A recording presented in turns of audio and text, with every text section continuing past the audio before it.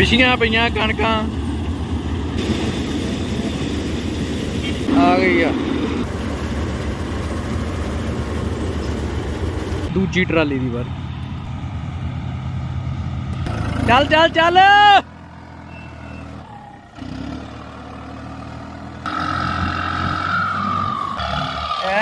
पहुंच गया हवेली। बहुत सोहना व्यू।